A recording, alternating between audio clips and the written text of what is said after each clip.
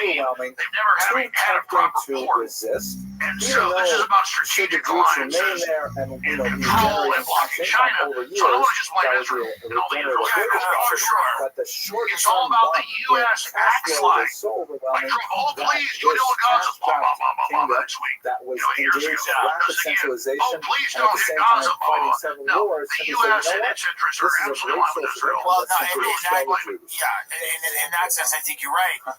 I'm not What going is to it go in there. Ukraine? This We are still microphone only cutting reaches here big anyways. checks. We're still Okay, so spending the a lot of money. The It edict seems was like made we're trying to public get that in country late nuked. April.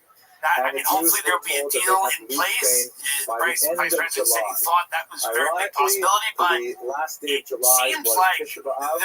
the policy of National America Jewish is to Bad Luck push Day, Putin the into day a upon corner which until so he many uses great some type of trials tactical came to the nuclear Jews. weapon. I mean, Created I a can't see mass any other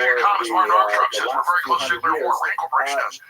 We understand conquest. We understand duplicitous. But with nuclear weapons and with biological weapons and with 9 billion people, we have to stop the conquest economy. We've got to have real peace. Yeah. And we keep hearing about all this peace, but it's not. It's got to stop because it can get out of control. You asked, will there be nuclear war? Yes, on the threat escalation ladder. It goes from 1 to like 44 in the Rand Corporation. Everybody uses the same model. We're at like 35 now. A few more. Remember 2 years ago, Biden said we can't give F-16s and Emirates takes this World War III because it goes up the escalation ladder. We're now to has met with Zelensky 2 weeks ago and said, maybe we'll bomb Moscow so they'll stop. Abravanel's role in the It just leadership goes, of the it Jewish goes, community it goes going. emphasizing much And of the the work elites he would did, rather for destroy example, the for world Friedrich than Schuller, sacrifice for the their rescuing positions of of power. captives, because many of the Exactly. Jews, by They've the way, got their when bunkers, they were like Dr. expelled from Strangelove's Spain, they based were on true taken story by captive Curtis and sold LeMay. into slavery. The chairman of the So Joint it was Staff, quite a L.O. job Emerson, just come to to. try and ransom all The movie these came out in Jews 64, out maybe of 63. slavery It's all and declassified. set them up as And I know communities again. Jimmy Kubrick and all the inside stuff, but it's films right now. This is the final thing. Saperstein's research has focused on, Curtis LeMay, the deputy head of the Joint Chiefs Staff, the Joint Chiefs Staff, L.O. Emerson, look this up, folks. They come working with the last hindsight. year of It's the much easier after the Eisenhower events have administration. passed to be Supreme able to Allied say, well, why Commander, didn't you see this? super I hardcore. hate to see how that related to Was this, mad and at the so on and so Germans and forth. said, well, there's only food for other people, we'll starve 2 million to death. Wasn't like he was a pussy at the end of the war. And he They come to evaluates him, they say, Abravanel's sir, scholarships on a much we're higher going to level, bomb along with, in our own general, military the bases leadership and of shoot down Spanish our own people in the planes. 15th And century. we're going to blame This the was Russians truly and say the a Cubans bolt did from it. the blue, We've got a something plan that would have taken to a sneak genius attack to Russia, anticipate, and we think we'll only and lose he 20 believes that million much of Americans the in their negative nuclear assessment response. of But we Abravanel wait a few is years undeserved. under mutually assured destruction, they'll be able to take us out. Finally, And he with John fired Isaac them. Abravanel, we have a And then they rather tried to come back, amazing and Kennedy fired them. That's example of Operation someone Northwoods. who The was movie at Dr. the very Strangelove was highest leaked basically peaks to cover of it. political And he activity, made the film to show what an happened. They incredible were literally in example meetings of talking about mine scholarship, shafts producing and how many he works gross that are domestic still studied product up. today Even in the in the worst case original scenario, Hebrew they and knocked out most of the translated population. into English, And they Spanish, and many came other to languages. He's an example Eisenhower, of a and then they leader tried again. that Guess would who not the be repeated adjunct for the of next L.O. Emerson 500 was? years, Oh, like and 27. ultimately one of the Donald most Rumsfeld. profound individuals Wow. of the 15th century. So when you see Thank you 9/11 very as much a for project your of American attention history, it's the and same your people. And Dick endurance, Cheney, he and I brought look it. forward to seeing you next week So, when we talk about this is the literally the ghost of Deville L.O. and the Emerson Stat Circle. and the ghost Thank you. of Curtis LeMay. The movie Dr. Strangelove is a documentary of what almost happened. The Cuban Missile Crisis, declassified. The U.S. put Nike missiles on the border of Russia in several places, including Turkey, medium-range nukes. Russia put nukes there. I'm not a Russian, never been to Russia.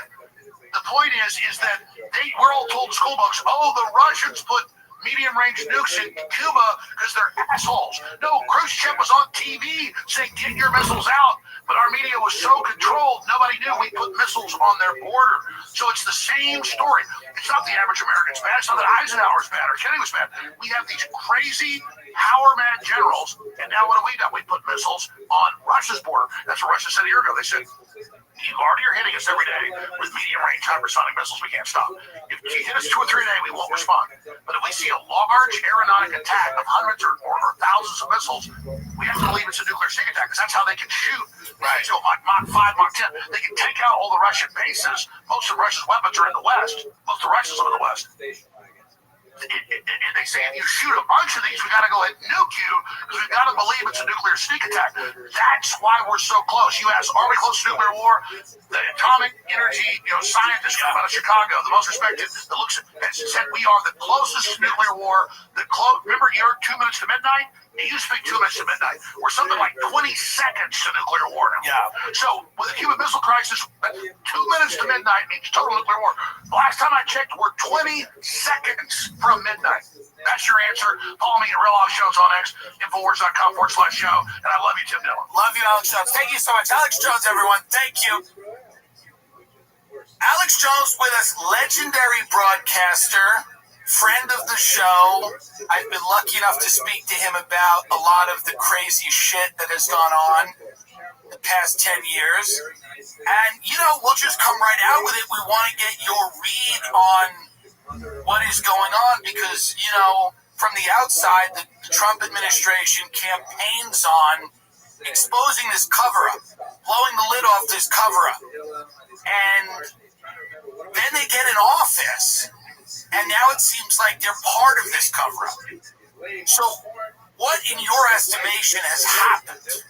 Well, all I can do is observe from the outside. I have a lot of sources, especially on baseball, and what's happening. But the fact I know is this.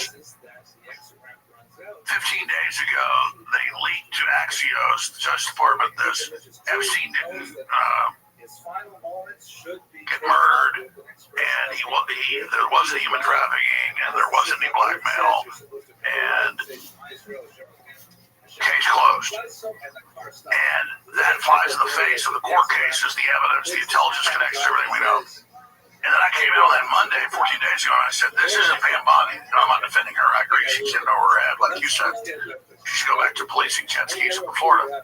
But then he comes out the next day and says on Truth Social, no, we need the FBI to move on. I told him to do this. The next day in a press conference, he chews out the reporter.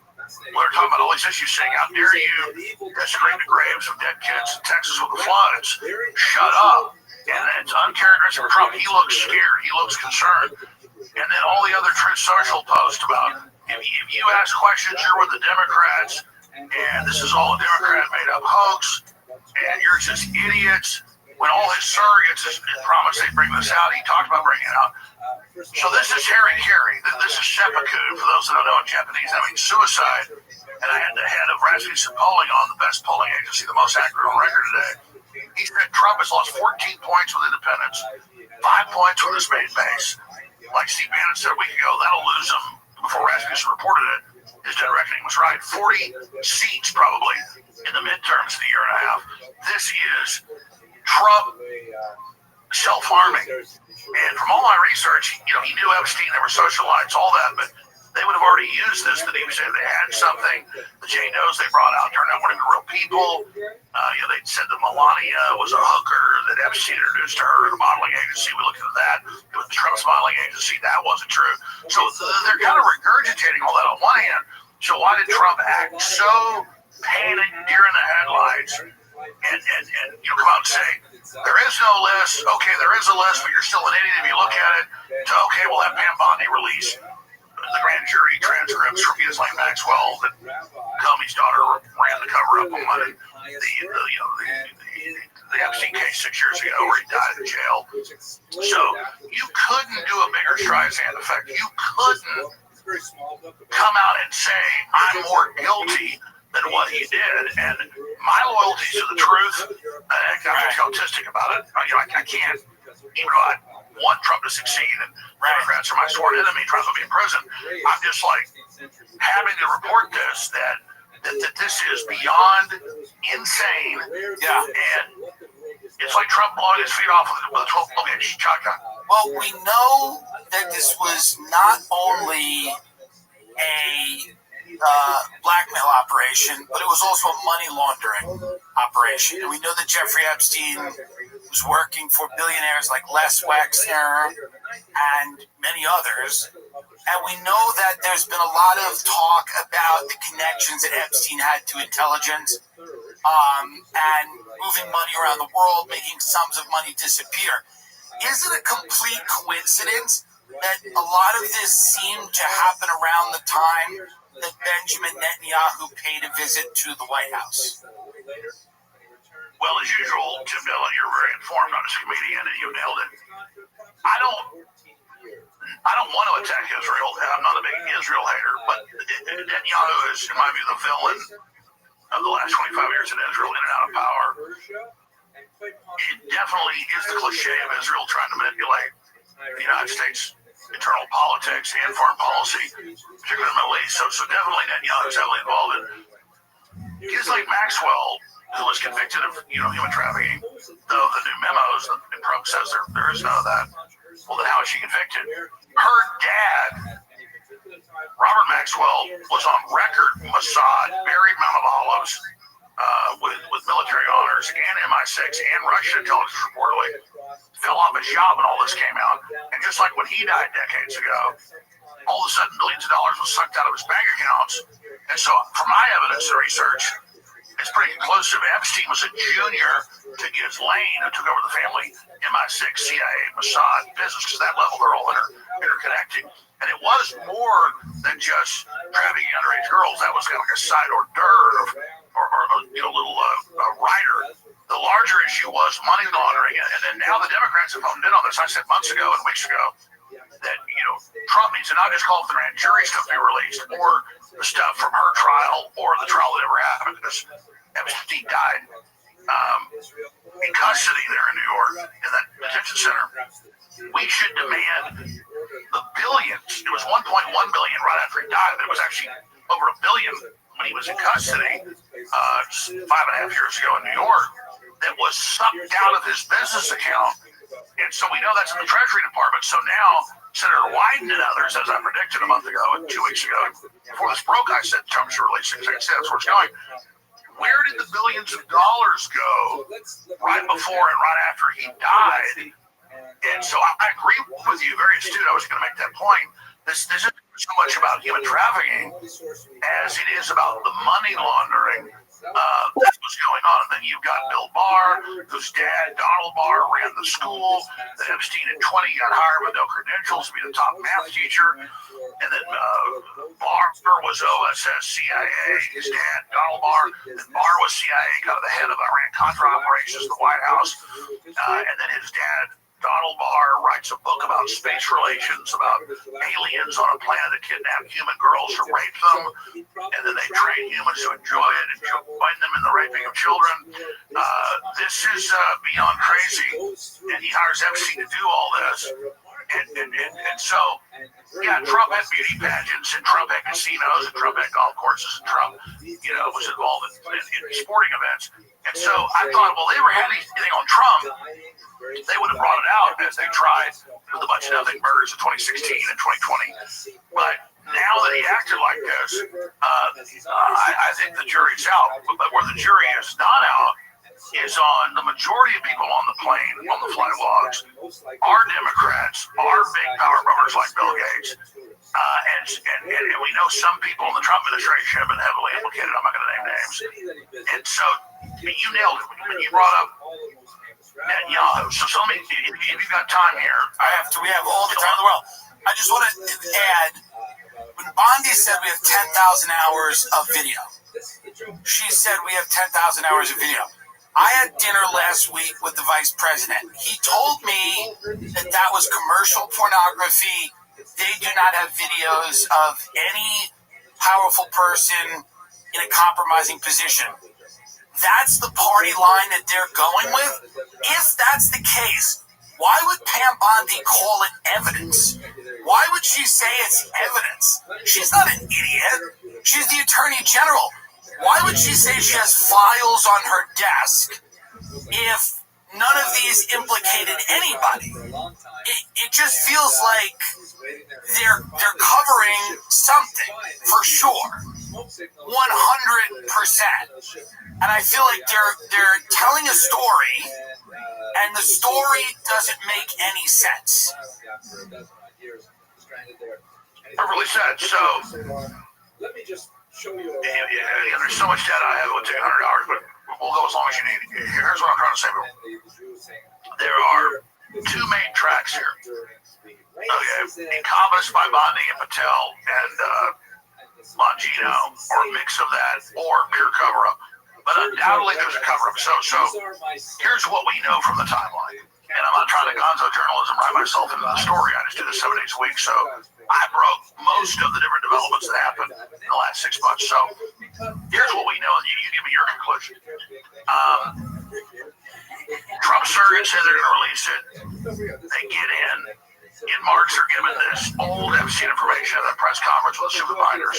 And a day and a half before that happens, I have O'Boyle, who is the main, one of the top FBI whistleblowers exposed so much. And he says, my New York sources say they've got massive Epstein videos and files the Democrats are suppressing and not giving to Trump. And Bonnie's been set up. We're meeting with her tonight. My sources are, and she's going to expose the fact that she's been set up. The next day she comes out, and on the cover sheet of the binder says, this is phase one. I learned there's a lot more in New York with Comey's daughter and Comey running it, which we know control the file the whole time. If they don't give it to us in 24 hours, we're going to go grab it. 24 hours goes by, they go grab it. The head of the FBI in New York resigns. The guy that said dig in, don't do it.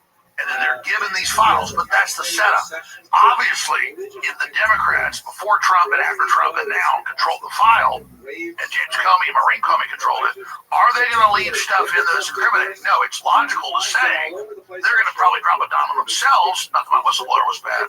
They're going to drop a dime. Oh, we've really got the real file. So Trump's like, yeah, go get it. Grab it. Get them. They get the file. And then I talked to FBI sources, multiple, Skull Seraph and others, showed me the text messages. This is in late March, days after. that indeed, the way the FBI works, the top of the FBI does do investigations. They get the truckloads out of New York. They send it all over the country to field offices, say, do what you want. Then the FBI, we confirm this, looks at it. It's got all this stuff about Trump in it, whether it's true or not. Bondi and them come back and say to Trump, it's got all this about you. Then you see the deer in the headlights interview 2 months ago with Bongino and Kash Patel on Fox. They look like they're hostages. They're like, no, you can trust us. He killed himself, and Epstein acted alone and didn't do anything. And case closed. And I said this before Trump said it a week and a half ago. I said, Trump has learned, or this is a big possibility, they've spiked it with poison pills. They're not just going to take out bad stuff about them. They're going to add all the innuendo, all the J-Does, all the stuff recycled in. Then Trump comes out for social last Saturday, 8 days ago, Saturday before last, and says, hey, they control the file. Not saying Epstein doesn't exist or wasn't bad.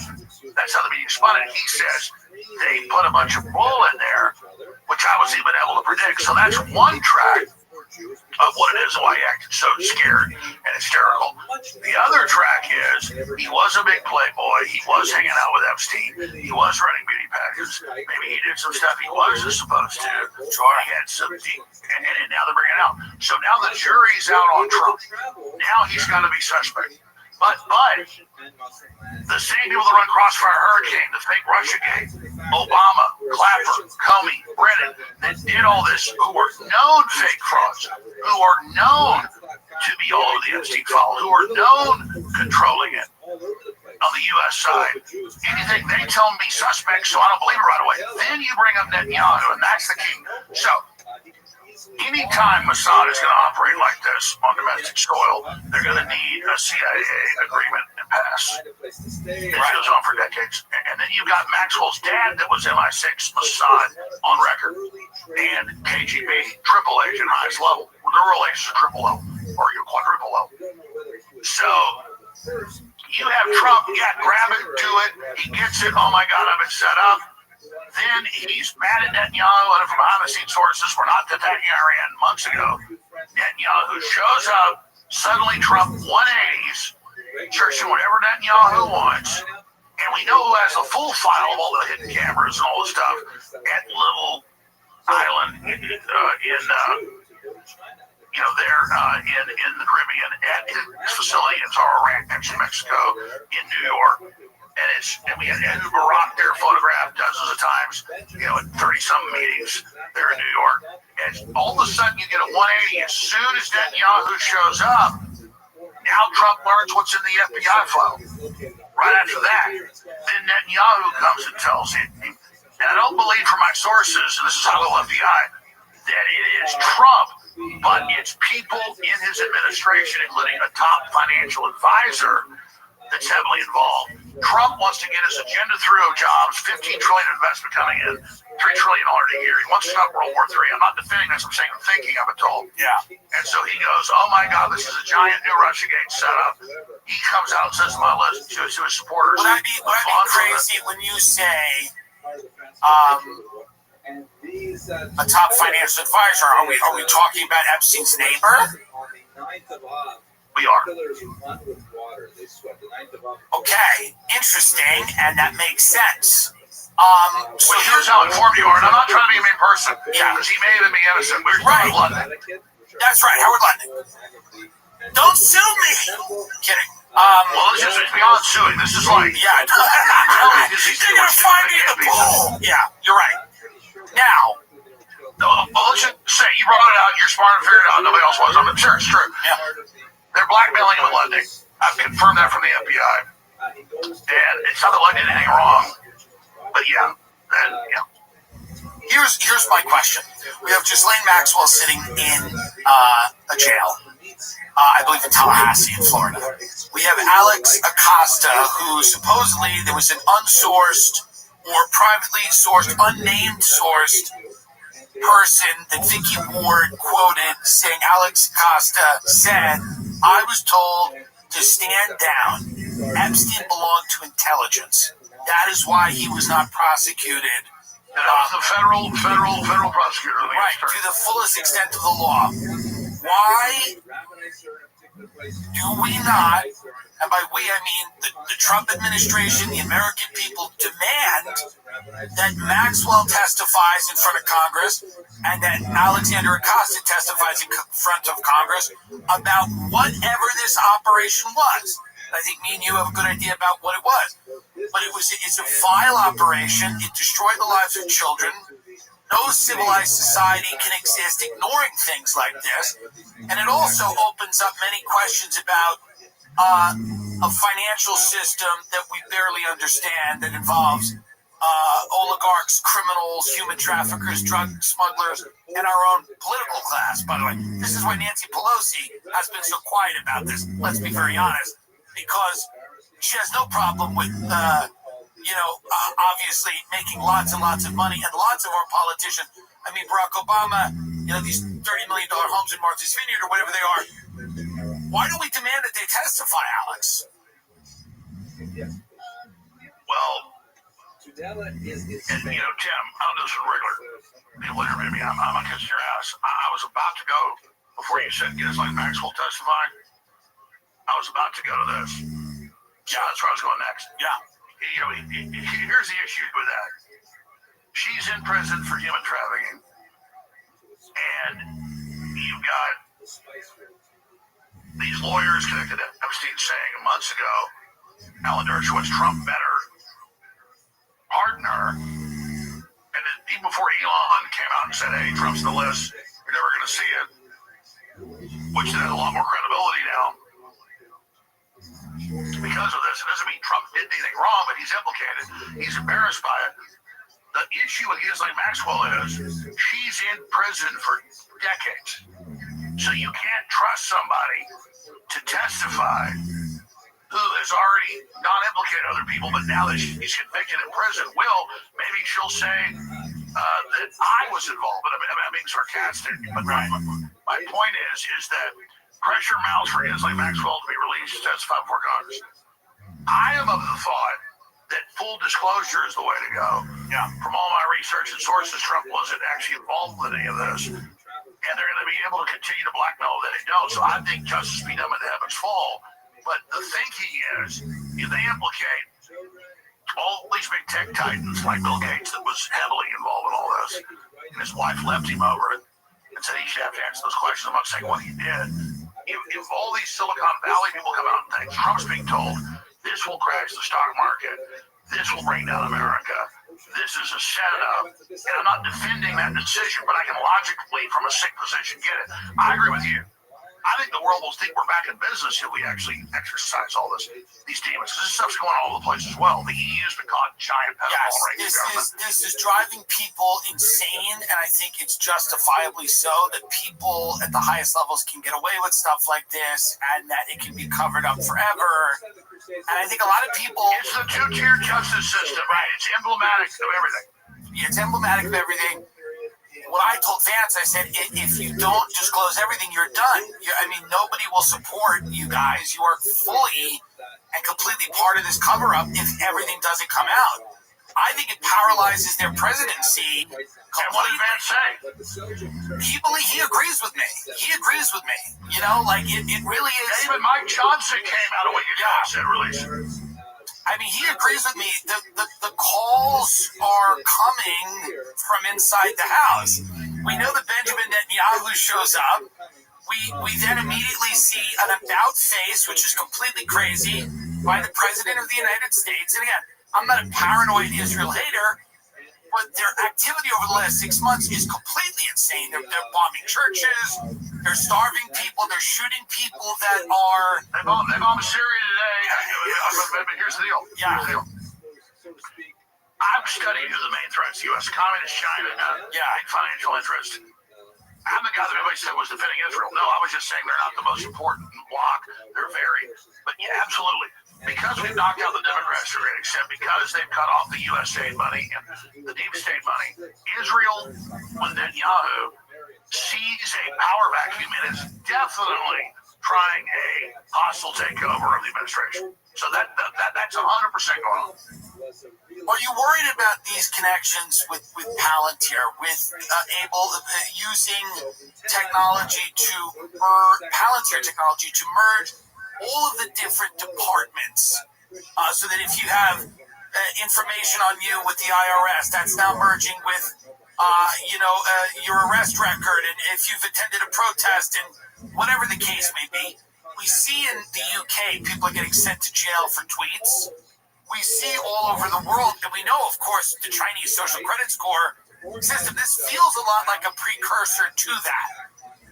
Steve Bannon has said that he thinks that these tech people are the biggest threat to the stability of the United States going forward, because they have their own agendas that they're cloaking in this MAGA movement. Do you share that view?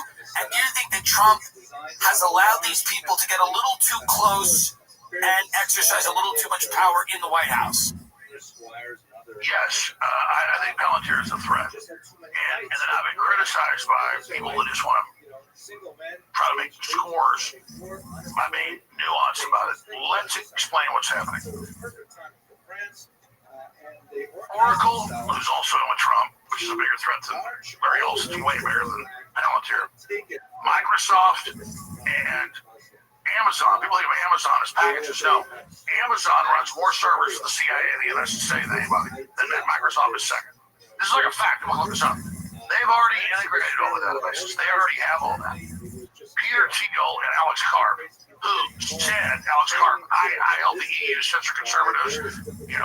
My main threat is Christian conservatives, just like Trump is starting to fight. So I'm not an apologist for Palantir. But to my listeners, I've got to give them a real answer. So you notice the New York Times and Washington Post last year were all about Palantir. And it doesn't mean Palantir isn't an issue.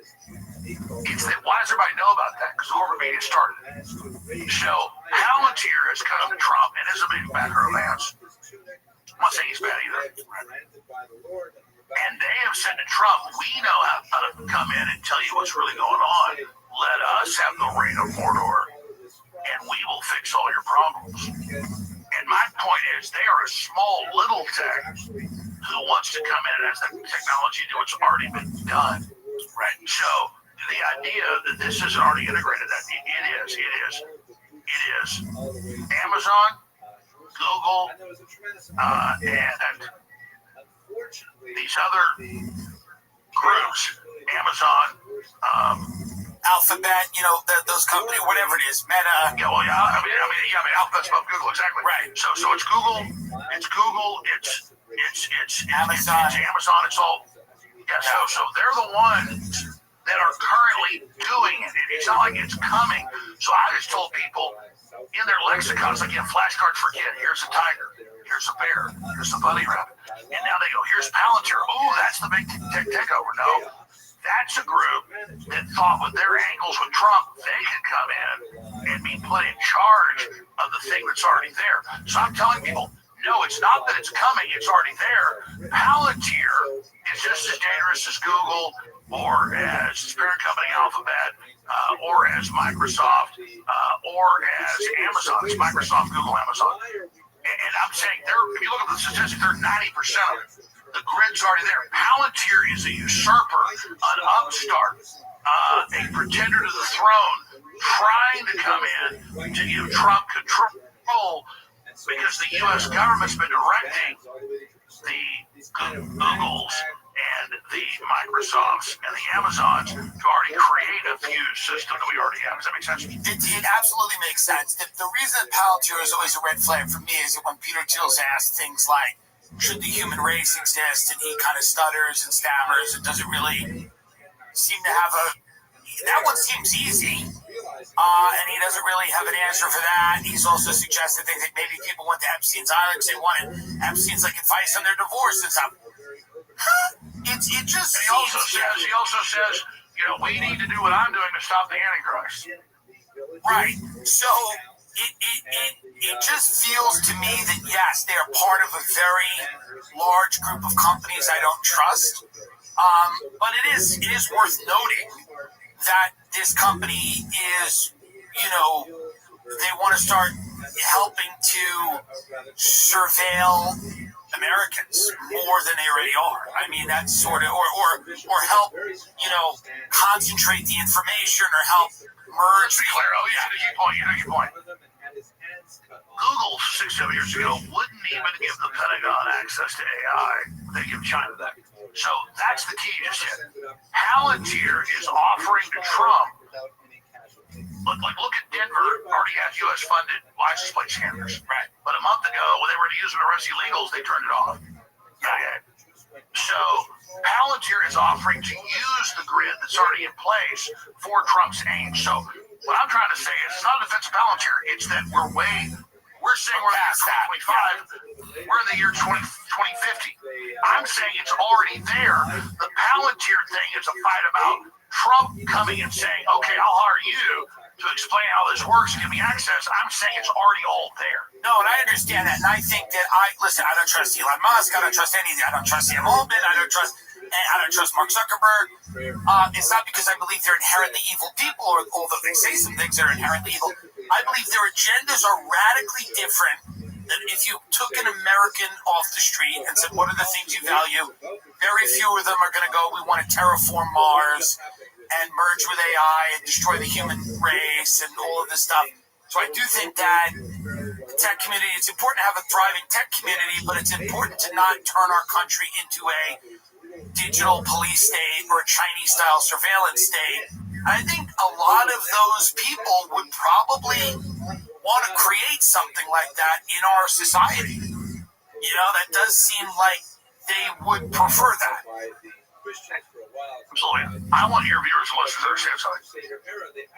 Let's just say Palantir is the most evil thing on earth ever seen. It is the devil.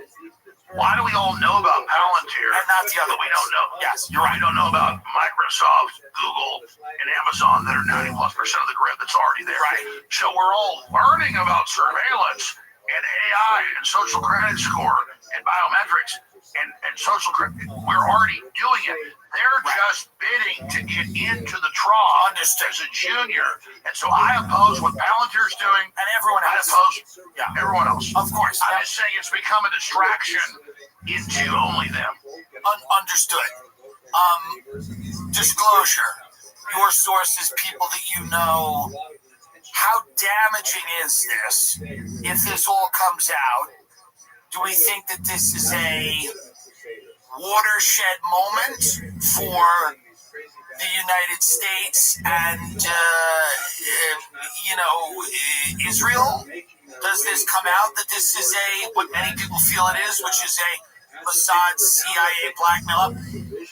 Or is this basically not, we're never going to definitively know that? Or will we? Well, we have a lot of conjecture. We have a gun to my head. That's what I believe it was. There's enough evidence in my book to say that's what it was.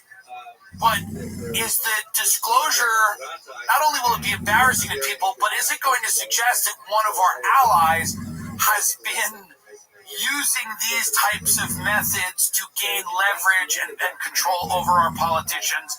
And is that one of the big reasons that they do not want it out? Well, that's all true. I mean, look. Monica Lewinsky was a Mossad operative. Really? Yeah, it's come out. They were tapping the White House.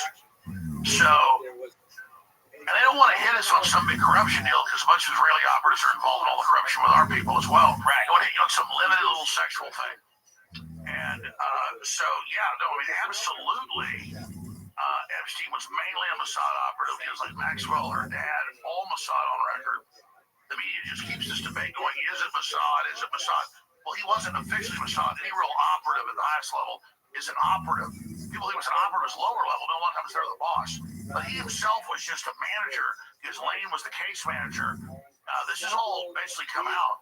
And this is the leverage that Israel is using over Trump right now to do all this. And my information is it's not Trump himself. But just all this other stuff, trying to embarrass him, beauty pageants, flying twice on his plane from New York to Palm Beach. And again, Trump was all released until he got that meeting with Netanyahu. That you nailed. But what's more important is this has captured the public's understanding and imagination. And And so it's all about integrity. It's all about getting rid of the deep state and Trump joining with it and defending it. I had on my show today Mark Mitchell, who is the hands down, they have the best record nailing elections, not just here but around the world for Rasmussen polling. And he said, I'm not a Republican or Democrat, but I care about the voters and freedom of the future. And he said, the exact number, like 14 points lost with independents. It's a collapse. It's a collapse. It's a collapse. 5 or 6 points lost to the most hardcore vote base. This is a disaster. As Steve Bannon, without seeing polls, we can have to go said we'll lose 40 seats. It's overshadowing another interesting and important story. That's that Comey, Brennan, Clapper, all these guys essentially participated in what was kind of an attempted coup with, manufacturing this evidence that Trump was installed by Russia. Yeah, Crossfire Hurricane. And that's the key. That was my whole show today was Crossfire Hurricane is proven. Crossfire Hurricane is confirmed that not just Obama giving orders to Clapper, Brennan, Comey before 2016 that Trump